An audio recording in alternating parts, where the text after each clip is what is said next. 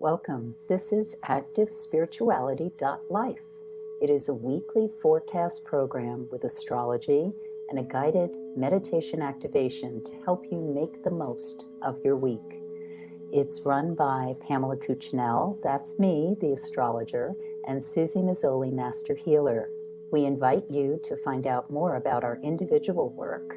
Suzy Meszoly, SuzyMeszoly-healer.com, or insightoasis.com for astrology. You can also find both of us at activespirituality.life, and we look forward to your joining us every week. Please share with your friends. Here we go. Welcome, everybody. This is the last week of this year, week 52 of December 2022. Can you believe we are already here? No, never. I know I say that every week, but I'm going to stop saying it now for this year because Pam's going to give us the forecast for this week, starting Monday, December 26th, heading straight into the 1st of January 23. Happy New Year. And let's hope that we can finish out this year with a lot of loving kindness. Pam, what's in store? Okay, indeed. Let's go there. And what's in store for the 26th?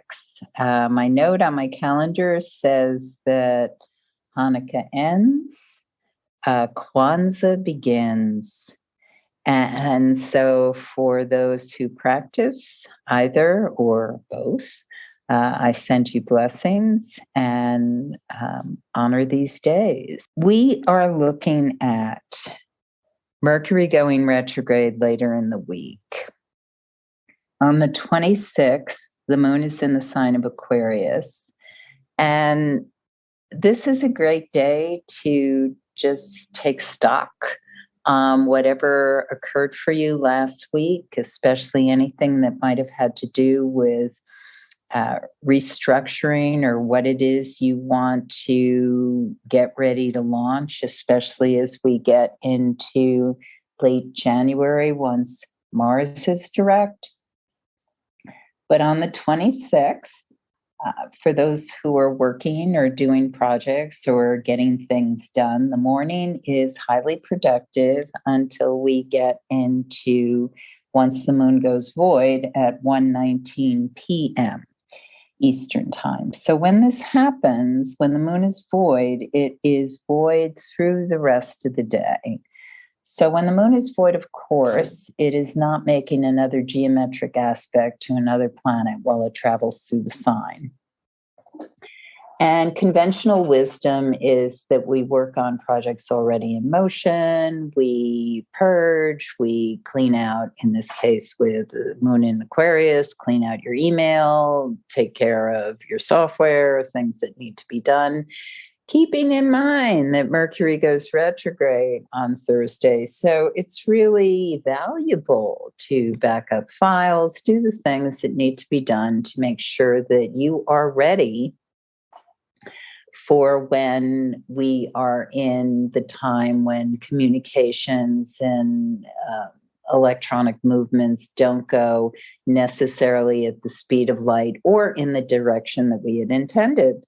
So useful day for that, for those who work. If today is not a work day for you, it's still a fabulous day in the early part of the day, especially for clarity and communication in relationship. Ways that we network, ways that we connect, ways that we reach out to one another. These are really, really valuable things to do on this particular day. On the 27th, the moon has entered the sign of Pisces at 2:34 a.m.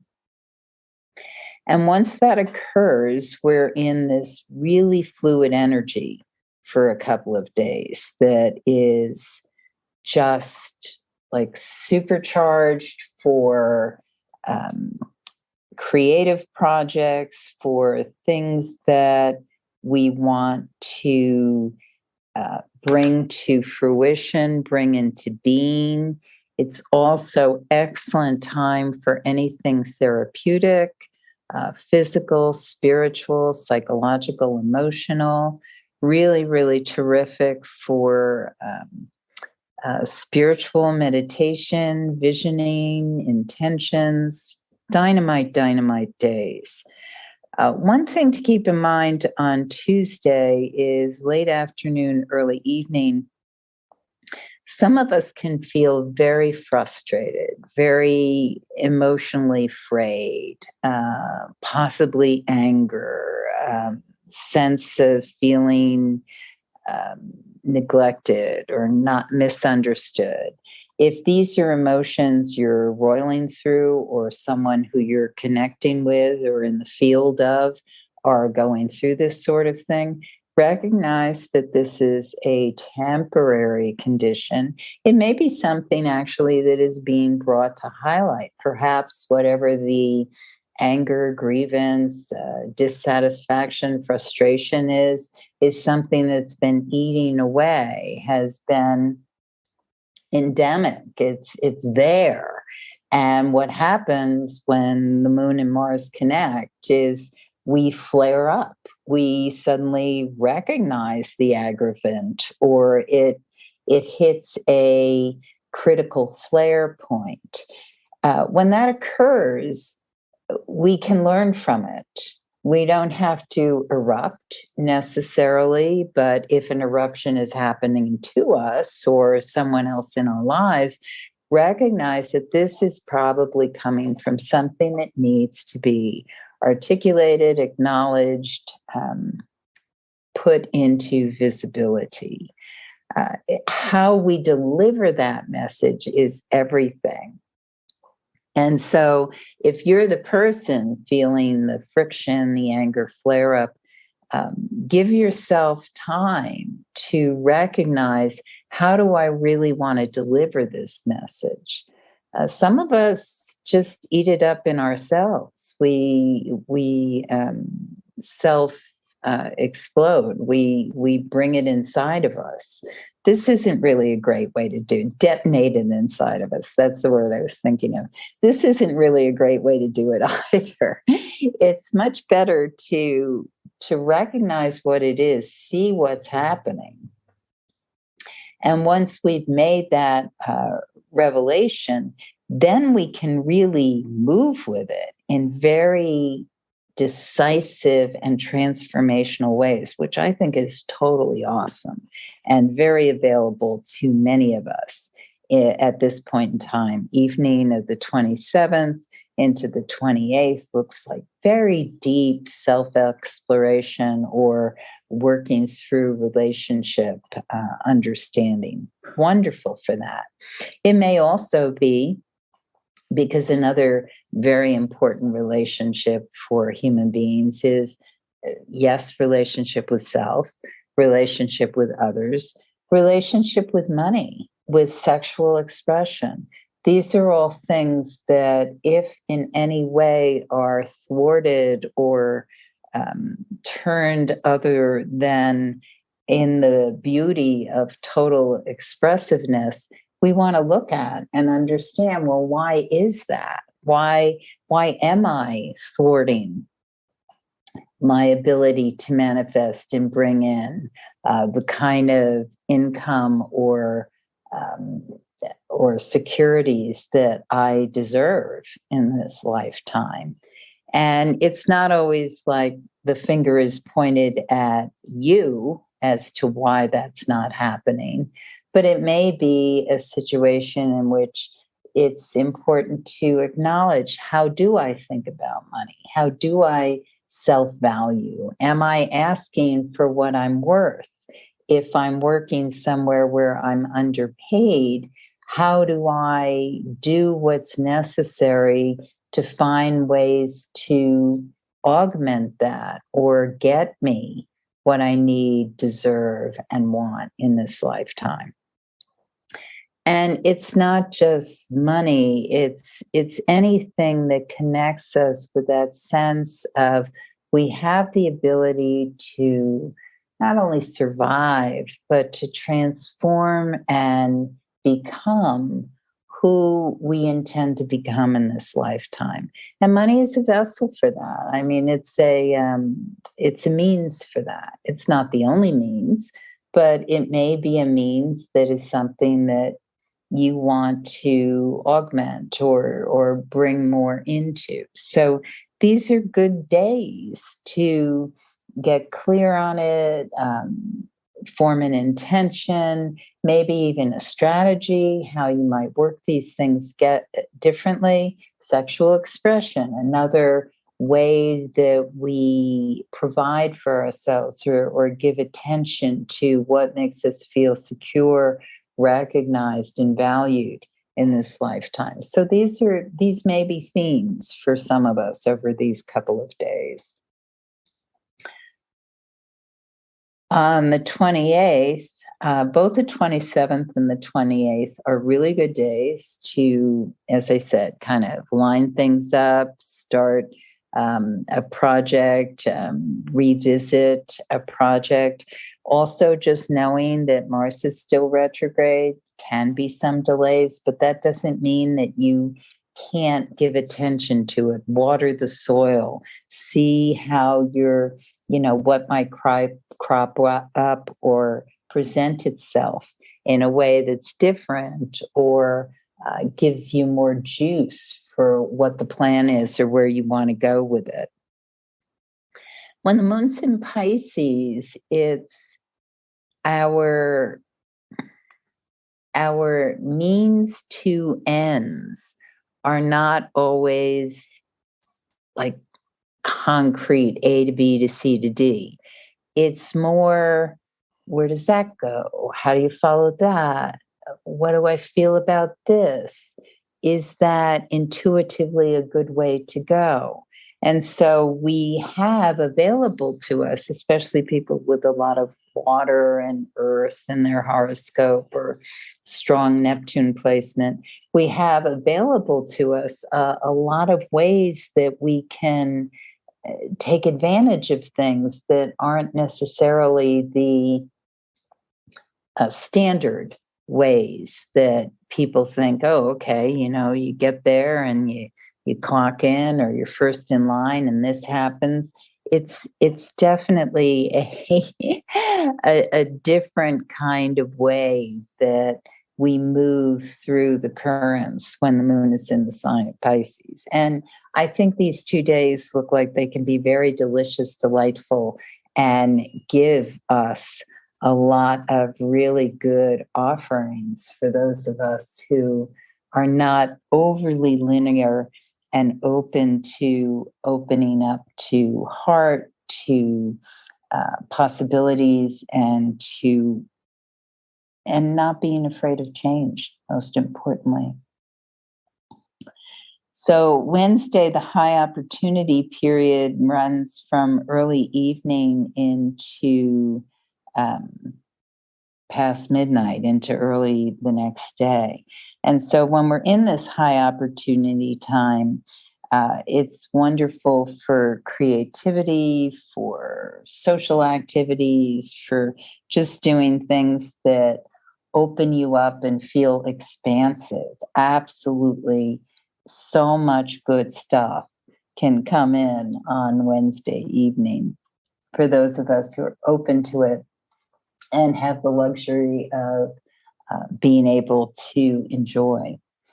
So the 29th, the moon goes void, of course, at 1:21 a.m., and it enters the next sign of Aries at 5:36 a.m. Now, that being said, Mercury has gone retrograde as of 4:32 a.m. Eastern Time. So now we're in it. We're in the Mercury retrograde. Moon has gone into the sign of Aries. Mars is still retrograde. This is like ramping up impatient energy.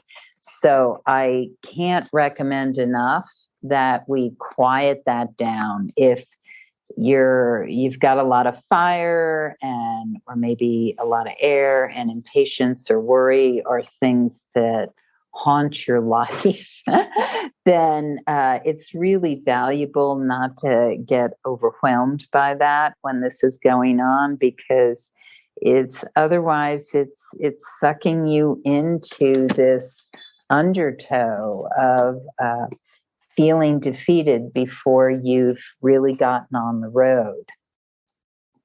So that doesn't mean that things can't get done on the 29th.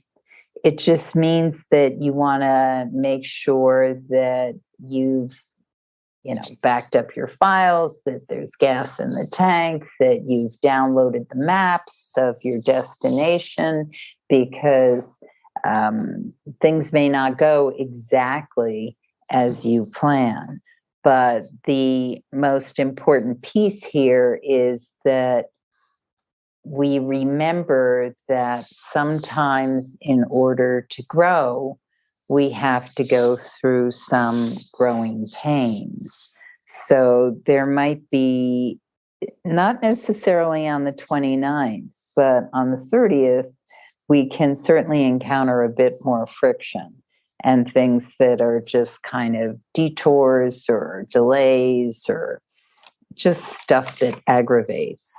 And as I said, it doesn't have a universal effect on everybody. It's more a matter of how short is your natural fuse, or someone who's a loved one or you spend a lot of time working with. And so if you can be aware that some people's fuses are particularly short, choose your battles. That's what I would say. You don't have to get into it with the store clerk or the person who seems to be rude or not wanting to give you directions or whatever it is. You can just decide to, with the quickness of the Aries fire, you could just decide, I'm going to go this way instead. So, and don't, as long as the action to go that way instead is motivated more by it's not worth the battle and less by I'm frustrated, I'm going to try to cut corners, because cutting corners is not a good way to deal with this energy. And that is emphasized on the 30th and certainly on the 31st. It may come to a head for some of us on the 30th if we've been particularly like squabbling or feeling some sort of power struggle. And this can be, I guess one thing I want to say about Saturday, the 31st, is don't get up on the wrong side of bed. And that phrase, what it calls to mind for me is if you wake up and you're already feeling like something's not going to go the way it should, or something irritates me, or why did so-and-so say that? And I can't believe I'm waking up thinking about that. Then give yourself a few moments to quiet down the energy and take your power back. Because the thing about that phrase, take your power back, is that there are absolutely times when we are disempowered. Maybe we physically can't do or move the way we want to or would like to. Maybe we can't move or take advantage of certain things because we don't have the finances or the invitation, or didn't get the job, or whatever the sense is of feeling disempowered. And what's important when we feel that, because believe it or not, yes, it's a condition, certainly, absolutely, no question about it. But it's also, the condition is either supported or negated by state of mind, by what it is that the desire intention is. So if a person has physical limitations, for example, and can't do the things that they used to do or they want to do, that person can stay in that place of the perceived reality of the limitations, or they can work with what they have the ability to do. And within that framework, they can create a sense of more empowerment, not negating the fact that, okay, I can't move my legs, or I can't do something I used to be able to do, but to focus on what is it that I can do. And so when we get in these movements in the sky where Pluto's involved, always we're being presented with what is and cannot be otherwise, but also instead of just seeing that impenetrable boundary, what could be or is possible, accepting that barrier or boundary. And that is when everything starts to shift and we get a sense of our own real power. And what I love about this particular weekend is when we have that friction that's been building up on Friday and then early Saturday morning, and we choose to get out of bed and say, okay, moon goes void, of course, 7:44 a.m., height of the feeling disempowered or friction or anger. And then I'm in this state of, okay, expectation, something's coming next. With that void, of course, moon in Aries, expend the energy in some way. Do it in ways that are positive, exercise you're used to, wash the dishes, do things that are some kind of motion. And then when the moon enters Taurus at 12:08 p.m., we are in these delicious days. So that afternoon, evening into Sunday morning, the 1st. So New Year's Eve is actually having a very feet on the ground moon in Taurus, like do things that are comfortable for you, aim for new horizons, visions, things that you can make happen, and trust that somehow these things can happen. And you are a willing participant in how that unfolds. And now I turn it over to Suzy. Also, Pam, please give us some key words for the new year. Big New Year's Eve. Yeah. Big New Year's Eve. I love that it has a very grounded moon in Taurus this New Year's Eve, and that it works sympathetically. It's in its final movement is in trine with Pluto and Capricorn. So it seems to me like it's a wonderful invitation to set up what is the new economy? What is the new reality? What are the new structures that are sustainable? Because Moon in Taurus is about Gaia, the Earth, the Empress. And we're going into a 7-year. So not to talk too much about that at this point, but 7 to me always relates to the Chariot in tarot. And so you have this metaphor image of something that we move through that is a vessel of some sort, the Chariot. So it helps us propel forward, and we are moving. It's an action year. And yet it starts a bit slowly because Mars is still retrograde. Then it goes direct January 12th. And then it just moves. And I will talk more about this in depth but I see this Mars retrograde at the tail end of Pluto in Capricorn. Basically, kind of, it's like, okay, do we have everything we need in our chariot as before we're going to take off and go towards what it is we are racing forward to? And so it's a planning strategic period as we get into this end of the year. And probably, Suzy and I say this in one way or the other so many times, but the most important thing to have in your chariot is love. The people you love, your open heart, the sense of optimism with humanity in spite of all the dire messages that seem to be out there. And that's what we all need in our chariot. Okay, chariots of love. I like that.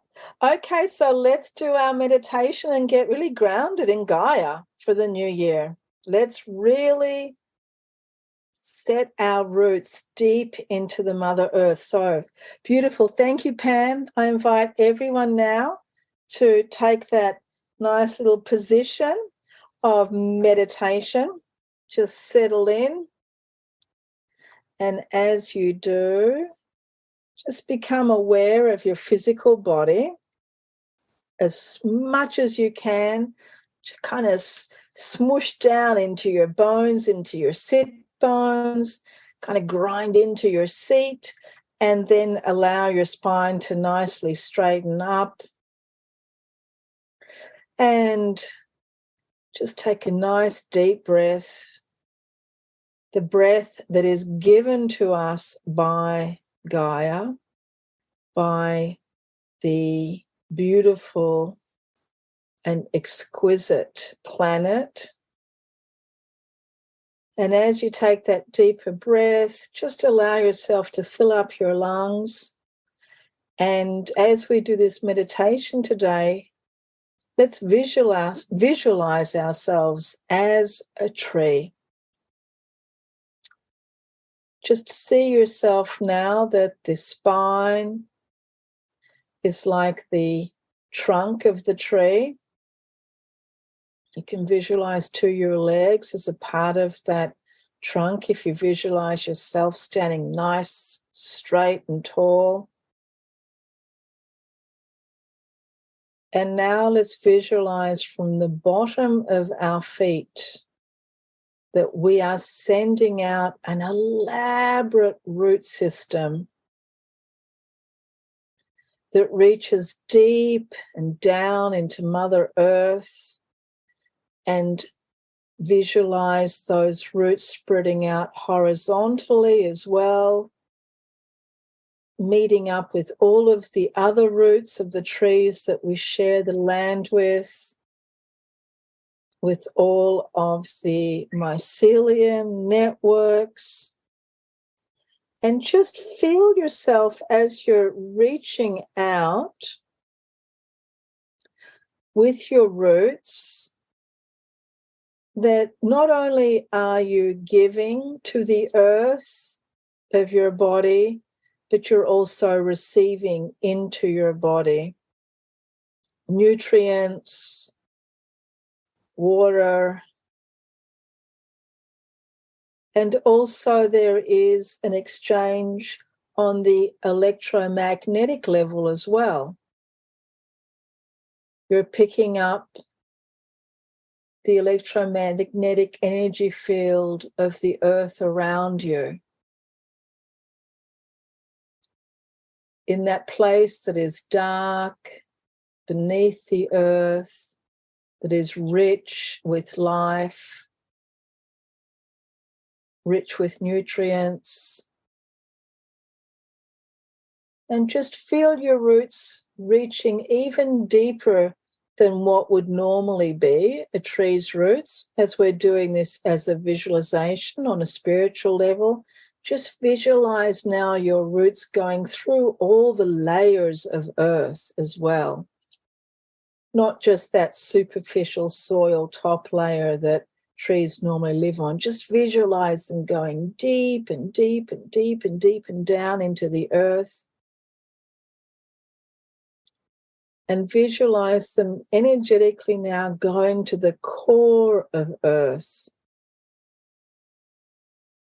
And at the core of the earth, your roots, your tree roots are tapping into the giant iron core crystal that is at the center of the earth, the pulsing heart of our mother.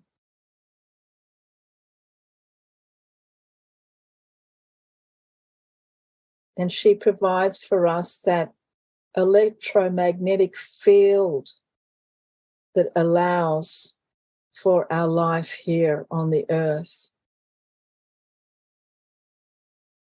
Feel yourself tapping in, becoming grounded, reconnecting if necessary, if you've become adrift, reconnecting back into earth, reconnecting into the field of the mother. And then feel that energy, that life-giving energy coming up through the roots, from the center of the earth, through all of the layers of earth. And with that, picking up all of that information and that wisdom of Mother Earth. And then coming high up into you, into your trunk, into your legs, through your body, up through your spine, through your nervous system, up into your brain, through your arms. You can almost feel a tingling of energy, like a micro pulsation through your body as you receive this energy from Mother Earth, tapped in at the root of the earth, tapped into the core of Pachamama, tapped into the very essence of Gaia herself. Then as you feel this energy, feel it becoming very natural. It's a very organic way for you to be, very stable. And it helps as you tap in, it helps to neutralize any of the harmful energies around us of these different electromagnetic field energies from our cell phones and computers and all the Wi-Fi and all the technology everywhere, all of that man-made electricity, even the harmful rays that might approach us from the heavens, from the sun. And just feel that when you're in this grounded state, when you're tapped into the heart of the mother, that you're able to neutralize any of these other harmful energies around you. And visualize your tree reaching up now, up through the air, through the beautiful fresh air of the day. Visualize around yourself a beautiful clear sky. And feel yourself reaching out, expanding into your environment, reaching out with your branches and your leaves. And feel the energy of the sun hitting the crown chakra, the top of your tree, the top of your head.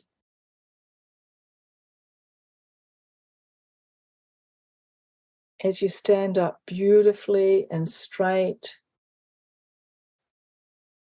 a being of this earth, a sacred being of this earth, a blessed tree, deeply connected in at the core, and reaching up into the heavens, reaching out into the environment, sharing of yourself with the world around you, enabling life, supporting life. Just as the trees provide oxygen, you now as the tree, providing life to others around you, and as a human being, providing loving kindness, gentleness, literally providing air for others to breathe and to be free, giving them space. As you're breathing in deeply now, feel the incredible peace, the sweetness of life, the gentleness of being here now. Taking a deeper breath, sending this energy out to all beings everywhere. May all beings enjoy this grounded state of being connected deeply to Mother Earth. May they all feel the freedom and greatness of being a human being. And as we take a few deeper breaths, knowing that this quality is within ourselves and that we carry it with us every single day, with every single breath. This quality of being grounded and deeply, deeply connected to this sacred mother, our earth. Thank you, everyone, for being with us. Thank you, Pam, so much for another incredible year of accurate and most helpful forecasts. We really love being here every week for you all, and we pray that you will have a wonderful, happy, creative, and absolutely fabulous New Year. Thank you so much, everyone. Love now. You have been listening to Suzy Meszoly and Pamela Cucinell of ActiveSpirituality.life. If you've enjoyed this program, consider a donation. You can find the link for that, ActiveSpirituality.life. Regardless, we look forward to having you join us again for next week's podcast. Please share and have a great week.